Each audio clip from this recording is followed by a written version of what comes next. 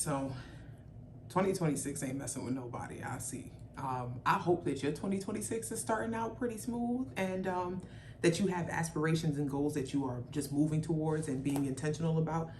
Sending light, love, and happiness in your direction. I want to say thank you to everybody that's shown up, continue to show up, share this space with me, comment, engage, all of these different things. Please make sure you are staying safe. In my last video, I had a discussion about staying out the way, and I want you to be very intentional again about staying on your own path, maintaining your mark, taking care of yourself and your family, prioritizing yourself, and with the 10% that you can spare, take care of your neighbor. And again, just thank you for showing up. I appreciate you. And I hope that things are going good. Without further ado, let's get into this conversation about Doechii and Adin. So I'm not gonna lie to y'all, this was something that was particularly off-putting for me. And the reason that I didn't jump into the conversation immediately is because I did not want my dialogue to be rooted in the frustration that I was actually experiencing. I want to start off by saying that it is not unusual for Black women to be hyper-scrutinized in the workplace, and I don't expect anything different inside of the rap space. Y'all know by now, if you've watched enough of my videos, I am very much a Megan Thee Stallion fan.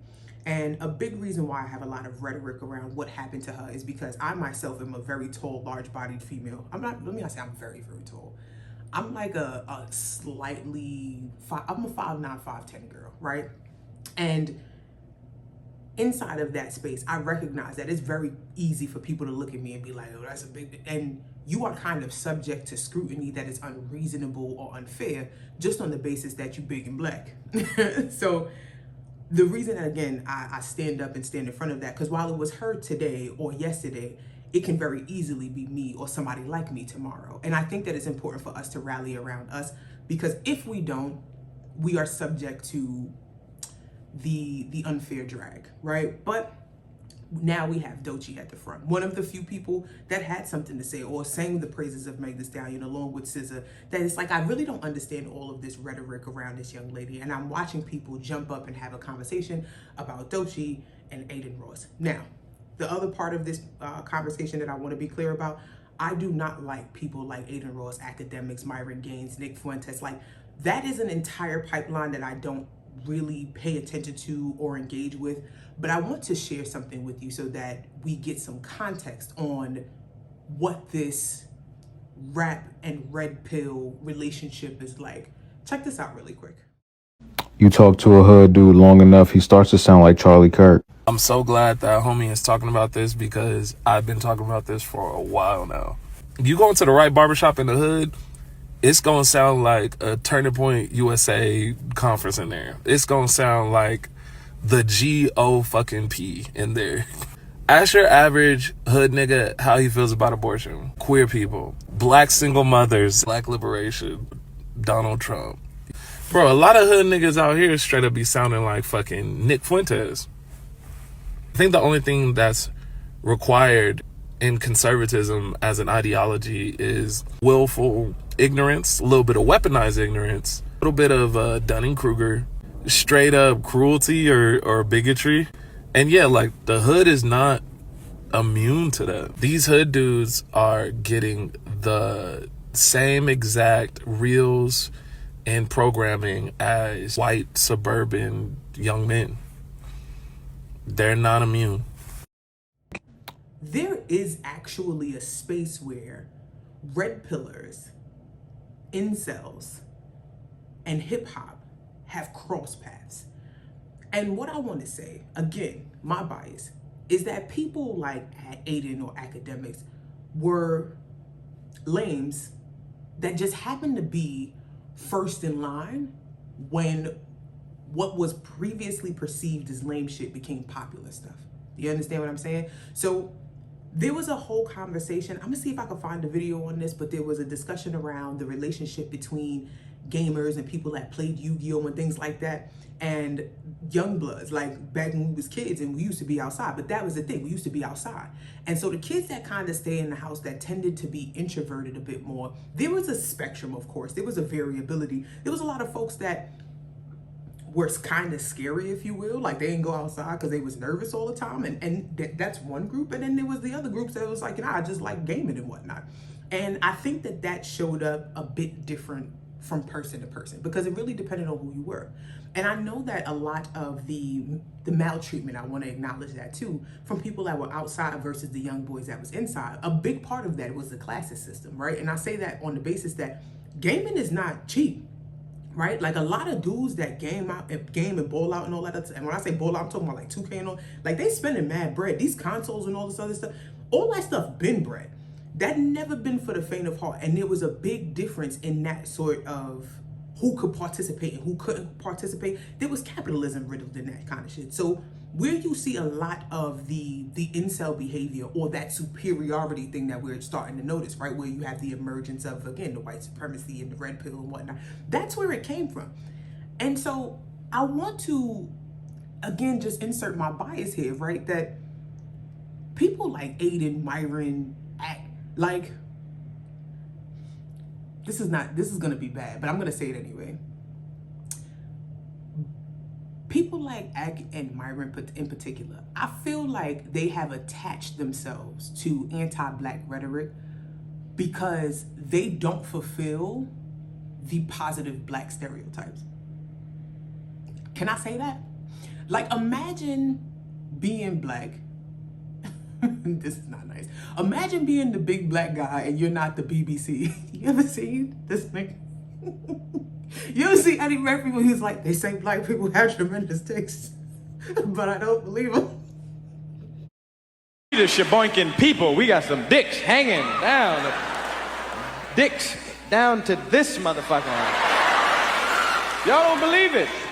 White people don't believe it. What's funny about it is white people are the ones that made up the rumor. Like they said, you know, Black people have tremendous dicks, but I don't believe it. And we the dick, you know, remains of the first dick was found in Africa? He did that in the stand-up. And imagine, like, you have to be the Black guy with the little dick. Like, do you understand how crazy that is? That the stereotype is that Black men is holding it and you're not one of those guys? Or how about that Black men are extreme athletes and you're not one of those guys? Or how about Black men can dance, Black men are cool? So I say that, it's not really nice to say, but I say that because if you had any of the positive attributes of being a Black dude, I just don't believe that you would just be a Black hater. But you have all of the terrible shit. So again, Sigmund Freud called it what it was. It's deflection, right? You project all of the out loud negative stereotypes because you don't have the positive stuff within you. And I get that.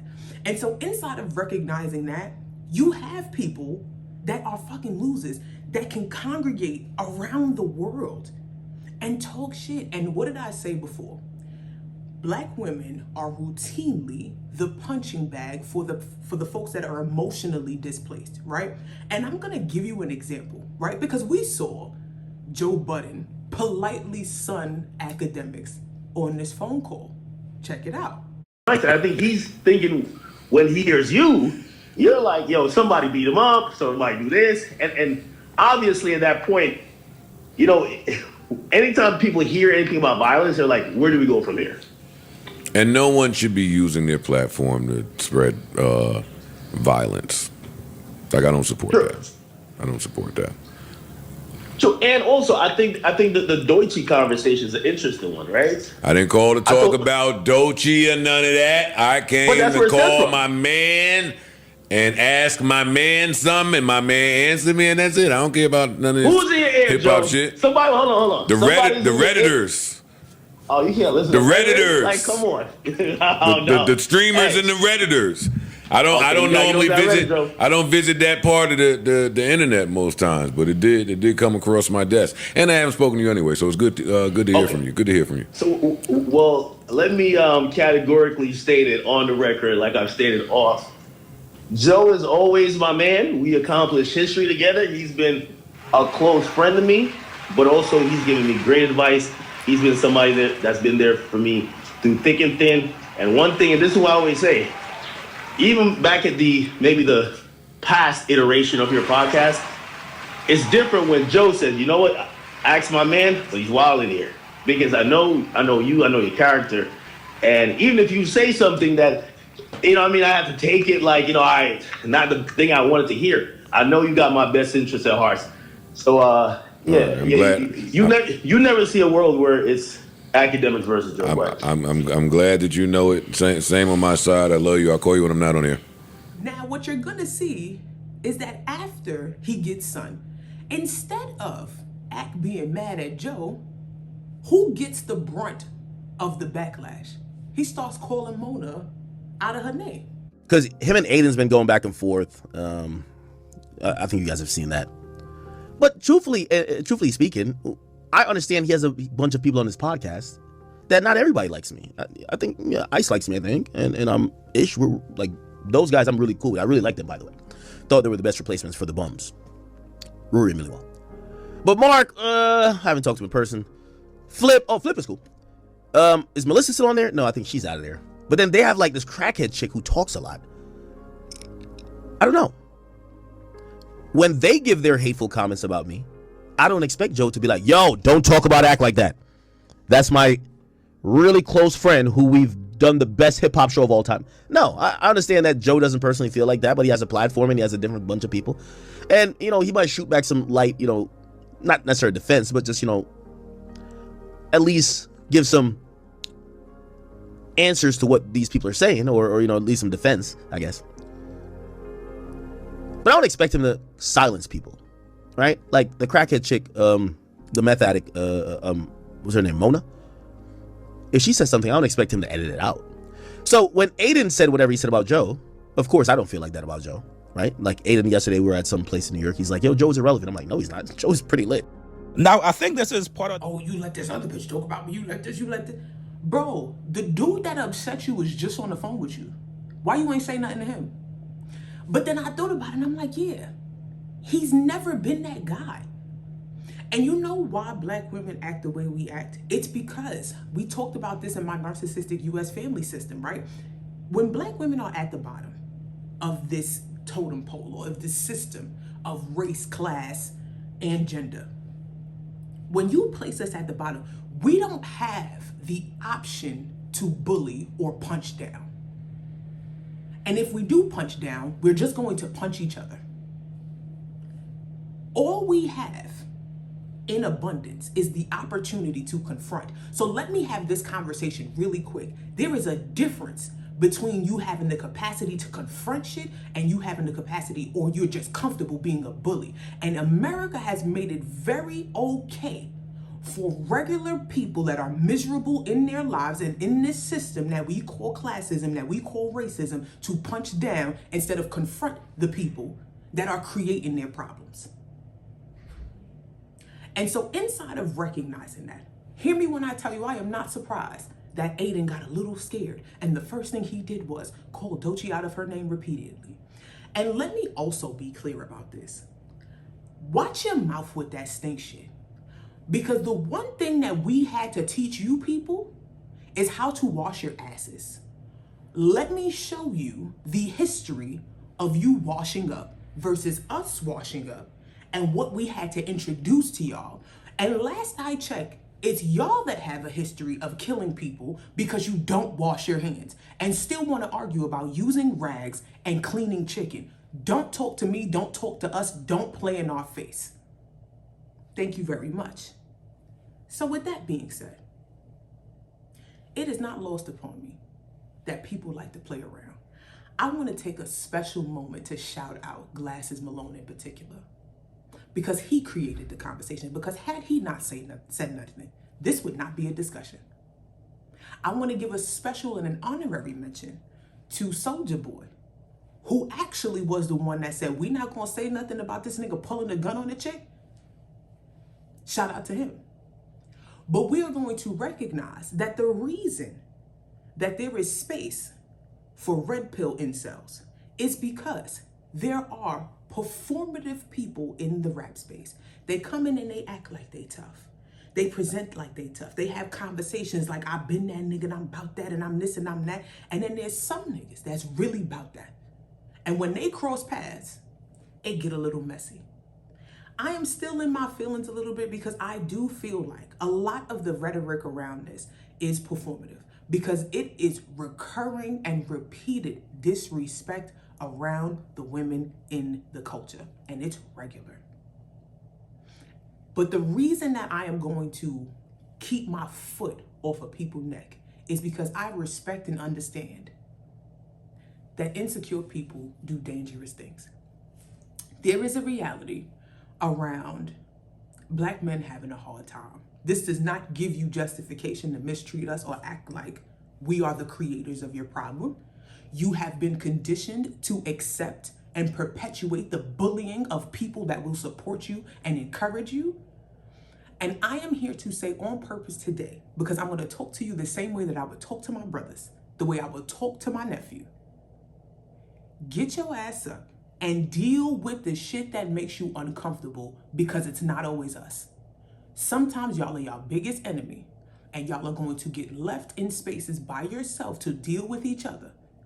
And y'all are going to have to mash this out on your own. So with all due respect, if Doechii wasn't attached to TDE and popular on that basis, I don't know if it would have been a conversation in the way that it needed to be, but I am grateful that it is.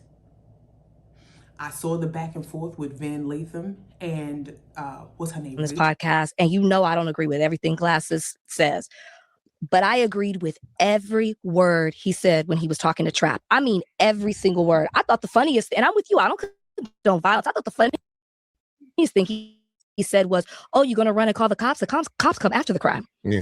He always say that. I don't follow him enough to say that actually made me laugh out loud. Adin Ross doesn't feel like this because he's white. Adin Ross feels like this because he has the support. Maybe there's some Black women, I haven't seen it, but particularly from Black men in order to do this. I'm sorry, I just gave you a list. I'm sorry, and I'm gonna make this particular, and I'm gonna go back to WAC 100, which is what I was saying. Has continuously degraded Black women. Cardi, Doechii, Meg, the list goes on and on and on. You in the clip that was just played, he called Doechii smelly, he took back fat, he called her dumb, he called her a bitch, all of these things, right? And this isn't a one-off. He continuously does this. Adin Ross calls WAC 100 somebody of the culture and says, "Hey man, this guy Glasses," who WAC 100 then explains who Glasses is. "This guy Glasses and Trap are talking about me. I need you to have my back."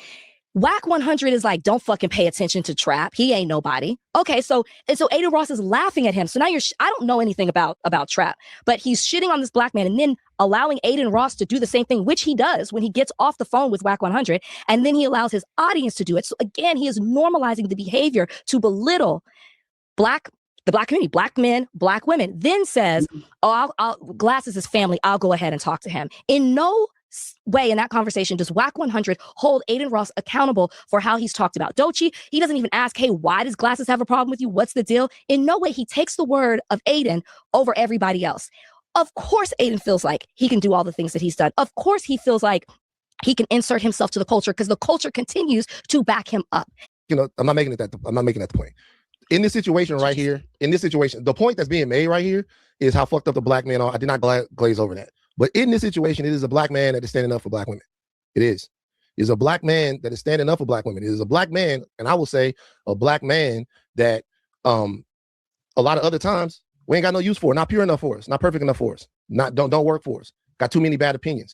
But when you need somebody to go in somebody's mouth over something, that's the type of nigga you're gonna call. That's the kind of guy that's gonna do that, right? Because a lot of your other suit-wearing guys not gonna do that. It's a Black man that's standing up for a Black woman. We are having this conversation because a Black man said enough. That part of the reason why Adin Ross feels so comfortable doing that is because it's been codified by some Black men. You can't have a conversation without talking about that. But right now, to me, the conversation with WAC, that didn't even work. It's like there are a lot of ways and places even on it like that. I have no connection to WAC, don't know WAC like that at all. No, in no way, shape, or form. Like in no way, shape, or form. In no way. I'm not about to defend nobody I'm not defending him in any type of way. I'm not defending any of the guys that are alongside Adin Ross. If we want to have a conversation about Black men and about the way we treat Black women, like I said before, I'm here for it. The conversation right now is about this white boy that called this woman a smelly bitch. You can't talk. And to me, what we end up doing in perpetuity. And I got to be honest with the audience, man. I have to be honest with you guys. In the past, I haven't. I'm sick and fucking tired of being a cultural whipping boy. What? Every single fucking time. I do not. I'm Why over that. on earth would you put yourself in the same? I am talking about it. Shout out to you, Rachel. I appreciate you. And you know what, Van? I will also acknowledge the fact that you acknowledged that you were insecure. But your insecurity took you off your path. And he said something that was really important. And I learned this being in a job and being hyper scrutinized as a Black woman in the workforce. There is a lot of things that happen that we think happen automatically, but it doesn't happen automatically. It happens when people step in and make it happen. Van made a comment about the fact that people like Glasses would slap people for disrespecting grandmas. And we don't have that no more. And I mean this with the utmost respect. I'm like, sir, you could have been that guy. You could have been that guy. But instead of being that guy, you got up and had a conversation about the fact that you didn't like that Kamala said, I told you. I will say this, though. They about to be mad at me. I don't like this. Like what? I don't like the I told you so stuff, man. I don't like it. It's true. It's true. It's definitely true. All of it was predicted. We need to listen to Black women. We need to prioritize Black women in leadership, all of that. But when people are struggling and when people are confused, I do not think it strikes the right chord to be like, I told you so. And I agree with that. I just don't think that it does. And I think that coming from the left right now, the leadership needs to be stronger about what their messaging is. Not about, I told you so, but I tell you how you're going to be better. And I believe that that's where your insecurity is coming from. Because I am sure that Black women got in your ass. Because when we stand in our vindication, we dead wrong. You don't like that. That don't make you feel good. You can feel how you want to feel. And sometimes it's better to just be quiet. Because your need to scrutinize everything that comes out of a Black woman's mouth kind of makes me lean into the idea that you have been conditioned and comforted in you can punch down in bullying rather than confronting. Because you don't like the idea of somebody like us holding up a mirror and saying, these are the things that you tend to do, because you discount the fact that we are the people that get punched down on your behalf. Because the truth of the matter is, it's not like y'all are gonna have a conversation about Travis Kelce not being in the playoffs now that he's married to Taylor Swift, the way that y'all was talking about Megan Klay Thompson. It's not like y'all are gonna do that. Y'all are not going to be comfortable punching at white women in these spaces. But it's cool to do it to us. It's okay. Adin has routinely defended inappropriate content and arms of racism because Kai Cenat addressed him first. And better yet, addressed his audience so that Adin could respond and say, no, I'm not going to let him talk about my people, when Kai was having a conversation about the fact that he can't work with him because your audience is racist. If you don't believe me, here's a clip. I'm not in the mental state to be in front of your niggas. As soon as a nigga of color hop onto the stream, it's straight watermelon and gorillas. I watch Adin streams a lot. Kai, that's everybody's stream. Faye's stream has it. Bro, Kai, Ray will be on stream making monkey noises. I'm sorry, I'm gonna stick up for my community, bro. It's every single person on the internet. I'm not going for that, bro. I'm sorry, I'm not going for that, bro. Ray could sit there, do monkey noises, and say crazy shit all the time, but it's cool. But as soon as it's my community or anybody else's community, Cuffin will call me crazy Jew stuff, and I talk to Cuffin back the same way, bro. I'm sorry, chat. I'm sorry, bro. Like, that's just... My case in point here. We are not perfect people, and I would never suggest that. We are not flawless by any means. And because we are not perfect in the sense of the word, we do everything right all of the time, I want to give room that men, specifically our men, can be better. But it does very much start with acknowledging that y'all have made it okay for people to just be disrespectful. The internet has become this place, a cesspool, if you will, where the haters ball can exist across continents and can meet in a singular place, as long as you got a smartphone or a laptop. So hear me and hear me clear. That the behavior that you all exhibit at times makes me ponder how right my mother was. Because she would say, I'm not strong enough to really fight you. So you're asking me to take this too far. That's what made her leave. And the more I watch y'all, I have to admit that sometimes I'm like, I might have to choose violence. And while that's not the thing that I'm opting for, I want to give space for love to exist. As my final point to that note.